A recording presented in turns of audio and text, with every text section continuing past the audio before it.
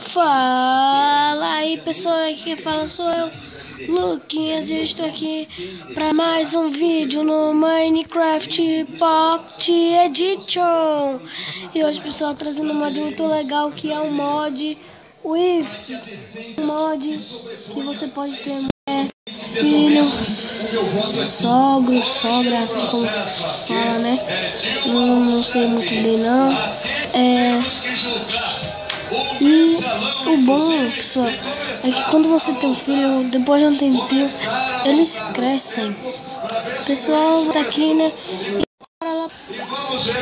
Pessoal, você vem aqui, né? Você pode criar um mundo criativo. Você vem, aí você aperta aqui no chatzinho, aí vai ter o comando aqui, o if e marry.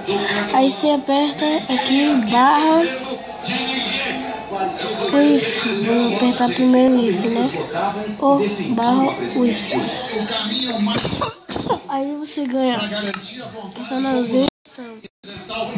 E depois você bota barra Mary.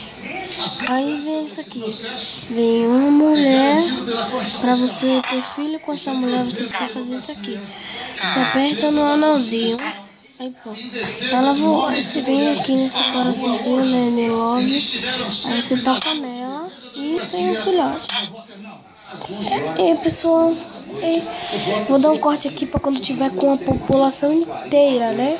E pera aí pessoal, vou ter aqui pessoal, né? Como vocês devem já tá vendo aí, fiz muitas pessoas, pessoal. Como vou estar deixando o link aí na descrição. Por enquanto, né? Nunca deixei aí pelo vídeo por enquanto.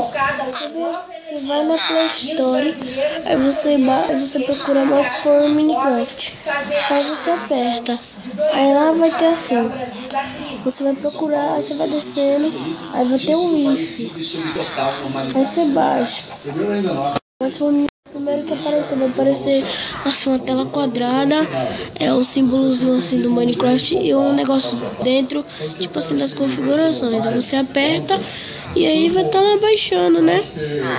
É bem rapidinho de baixar, pessoal. E pessoal, como eu já ensinei pra vocês, e esse foi o vídeo.